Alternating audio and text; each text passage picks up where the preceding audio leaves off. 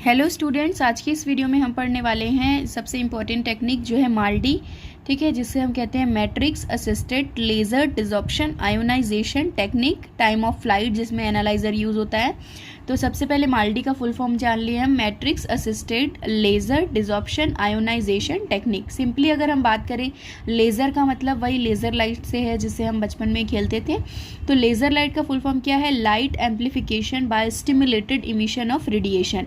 मतलब एक ऐसा आप समझ लो कि एक लाइट जो है एम्प्लीफिकेशन के थ्रू अगर किसी सैंपल पे हम इसमें अगर हम आयोनाइजेशन, इस टेक्निक में हम क्या करते हैं, आयोनाइजेशन लेज़र लाइट के थ्रू करते हैं, ठीक है। Light amplification stimulated by the emission of radiation. तो सबसे पहले हम देखते हैं इसका बेसिक डेफिनेशन क्या है। It is a soft ionisation technique under the desorption ionisation method which is used laser, that is light amplification by stimulated emission of radiation. तो it is used to determine the molecular weight of peptides, antibodies, protein molecules and the size molecules and up to the size of 300 kg Dalton. मतलब ऐसे sample जिसका size 300 kg Dalton से ज़्यादा हो। मतलब fast atom bombardment में क्या था, हम 300 से 600 डेल्टॉन के जो मॉलिक्यूल्स बड़े साइज़ के होते हैं उसका डिटर्मिनेशन करने के लिए यूज़ करते हैं। जनरली जो बायोलॉजिकल मॉलिक्यूल्स होते हैं, डीएनए, आरएनए, प्रोटीन्स, पेप्टाइड्स, उसके डिटर्मिनेशन के लिए फैब एंड माल्डी टेक्निक्स यूज़ होती है। तो जो भी आपका इसमें सैंपल होगा वो क्या हो सकता है, प्रोटीन, एंटीबॉडीज़, उसके अलावा पेप्टाइड्स वगैरह जो मॉलिक्यूल्स होंगे उसके डिटर्मिनेशन के लिए हम यूज़ करेंगे, ठीक है। तो सबसे पहले इसके लिए क्या करते हैं, हम दो चीज़ें रेडी करते हैं। पहला है हमारा sample is dissolve in a solvent. हम दो सॉल्वेंट रेडी करेंगे। पहला, हम अपने सैंपल को किसी, सैंपल क्या है हमारा, एनालाइट। तो सैंपल में हम क्या मिक्स करेंगे, सॉल्वेंट, और उसका एक सॉल्यूशन ए बनाएंगे। देन हम मैट्रिक्स मटेरियल लेंगे। मैट्रिक मटेरियल्स के लिए हम जनरली लेते हैं ग्लिसरॉल, थायोग्लिसरॉल, 3 नाइट्रोबेंजाइल अल्कोहल, मैंने बताया था। तो हम क्या करेंगे, सेकंड वाले में मैट्रिक्स मटेरियल का भी एक सॉल्यूशन रेडी करेंगे किसी सॉल्वेंट में मिक्स करके, और उसका नाम देंगे हम सॉल्यूशन बी। तो हमारे पास दो सॉल्यूशन रेडी हुए, एक हो गया सैंपल का और एक मैट्रिक्स का। हमने दोनों को नाम दिया A and B. Next step क्या करते हैं हम, देखिए इस तरीके से हमारा फर्स्ट वाला है सॉल्यूशन ए जो कि हमारा 0.1 mg पर ml का सॉल्यूशन रेडी हुआ है। And second one is solution B, matrix का सॉल्यूशन है जो कि 10 mg पर ml का है, ठीक है। इसके बाद हम क्या करते हैं, दोनों सॉल्यूशन ए और बी को लेने के बाद हम क्या करते हैं, उसको दोनों को, मतलब ये हमारा सॉल्यूशन ए जो किसी सॉल्वेंट के साथ मिक्स है, और सॉल्यूशन बी, सॉल्यूशन ए क्या है, sample, and solution B is a matrix जो किसी सॉल्वेंट के साथ मिक्स है। अब हम क्या करेंगे, ये दोनों सॉल्यूशन ए और बी को मिक्स करेंगे, इक्वल रेशियो लेंगे और ए प्लस बी हम मिक्स करके एक सॉल्यूशन बनाएंगे। देन हम इसको हम क्या करेंगे, क्रिस्टलाइज फॉर्म में फॉर्म करेंगे। क्रिस्टलाइज हम क्यों करते हैं, क्रिस्टलाइज करने का एक यही मेन मोटो होता है कि हम अपने सैंपल को प्योर कर सकें, ठीक है। तो आपने ए एंड बी सॉल्यूशन बनाया, ए और बी बनाने के बाद इक्वल रेशियो में उसको मिक्स किया और फिर उसके क्रिस्टल बना लिए। फिर क्या करते हैं, मैट्रिक मटेरियल्स इन मतलब ये क्या है कि आप किस कौन कौन से टाइप के मैट्रिक्स मटेरियल यूज़ कर सकते हो माल्डी टेक्निक में। तो माल्डी टेक्निक में generally nicotinic acid, dihydrobenzoic acid, urea, cinnamic acid के डेरिवेटिव्स, ये सारी चीज़ें हम यूज़ करते हैं मैट्रिक्स मटेरियल के लिए, ठीक है।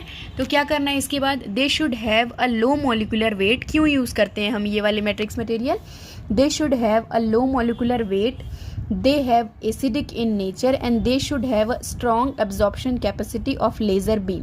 क्या है इस सबसे पहली चीज़, ये जो हम माल्डी में जितने भी हम लोग यूज़ कर रहे हैं मैट्रिक्स मटेरियल, उसका मॉलिकुलर वेट लो होता है, पहला चीज़। दूसरी चीज़, it should have a strong absorption capacity of laser. हम जानते हैं माल्डिंग जिसमें से एल का मतलब क्या है, लेज़र। तो जब हम लेज़र लाइट पास करेंगे तो लेज़र लाइट को वो एब्जॉर्ब करने की स्ट्रॉन्ग कैपेसिटी रखता है, इसीलिए हम ये लाइट यूज़ करते हैं। And they have polar functional group. Polar functional group का क्या मतलब है कि इसमें ऐसे फंक्शनल ग्रुप जुड़े होते हैं जो पोलर नेचर की हो, वाटर सॉल्यूबल हो। उसके बाद हम क्या करेंगे, मेथडोलॉजी में हम एक माल्डी प्लेट लेते हैं। माल्डी प्लेट में हम क्या करते हैं, सैंपल मैट्रिक्स को डाल देते हैं। सैंपल मैट्रिक्स मतलब जो आपने को क्रिस्टलाइन रेडी किया है उसको आप यहाँ पे रख दिए। उसके बाद हम डायरेक्टली क्या करते हैं, लेज़र लाइट, लेज़र बीम से इस सैंपल माल्डी प्लेट पे लेज़र लाइट पास करते हैं। जैसे ही इस पर लेज़र लाइट पड़ती है तो हम क्या करते हैं, इसमें इस तरीके से सैंपल को इसमें हम रख देते हैं, जो कि मिक्सचर होता है सैंपल मैट्रिक्स का जिसको हमने क्रिस्टल बनाया है। और लेज़र लाइट हम इसमें डायरेक्टली पास करते हैं, तो लेज़र लाइट के कांटेक्ट में आने से ये सैंपल क्या होते हैं, आयोनाइज हो जा सकते हैं। तो इसमें लेज़र बीम की जो रेज होती है तो अलग अलग होती है। जैसे अगर आप 337 नैनोमीटर करोगे तो वो होता है नाइट्रोजन लेज़र बीम, 355 नैनोमीटर होता है तो frequency triplet NdYAG is used. NdYAG क्या होता है, न्यूडेरियम, यटेरियम, एल्यूमिनियम, गार्नेट। 326 नैनोमीटर की अगर हम बात करें तो ये हो जाता है frequency quadrate, that is NdYAG, वही चीज़ न्यूडेरियम, यटेरियम, एल्यूमिनियम, गार्नेट। फिर अगर 249 माइक्रोमीटर की अगर आप बात करोगे तो उसमें आ जाता है हमारा इरेडियम, यूटेरियम के जो YAG, अब हम लोग का गार्नेट्स हो जाता है। फिर क्या बात करते हैं हम, लेज़र बीम क्या होता है इसमें, laser beam will heat the sample, हमारा जो लेज़र बीम है वो क्या करेगा, सैंपल पे पड़ेगा, heat the sample and metric molecules and catalyse sample, catalyst क्या है हमारा सैंपल या इसी को हम एनालाइट बोलते हैं, will be converted into a gaseous form. तो क्या होगा, जैसे ही वो लेज़र लाइट उस पर पड़ेगी तो हमारा सैंपल क्या होगा, सबसे पहले तो वो गैसियस फॉर्म में कन्वर्ट हो जाएगा। Apart from this, due to this heating sample is converted into the ion.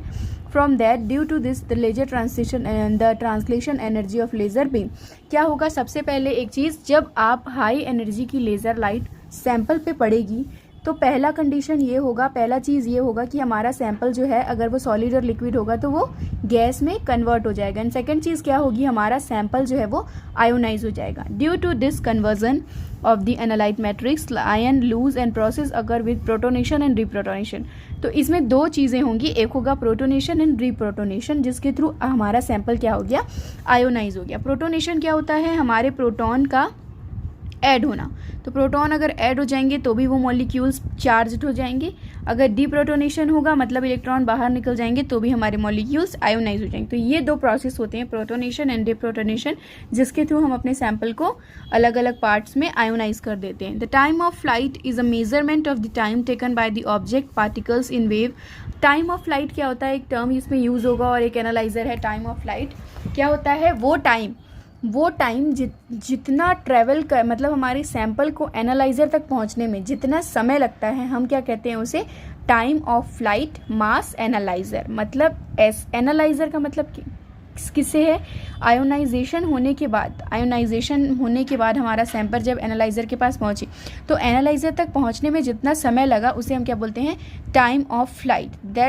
That is measurement of time taken by the object particles to a travel distance through a medium. वो medium के through वो distance travel करके जब वो हमारे analyser तक पहुंच जाए तो उसी को हम कहते हैं टाइम ऑफ फ्लाइट या उस तक पहुंचने का समय। तो ये हमने इसमें दो वीडियो में हमने fast atom bombardment and matrix assisted laser MALDI techniques जो है वो कवर कर लिए। नेक्स्ट वीडियो में हम कवर करेंगे एनालाइजर के बारे में, जो कि है quadrupole mass analyser and time of flight mass analyser.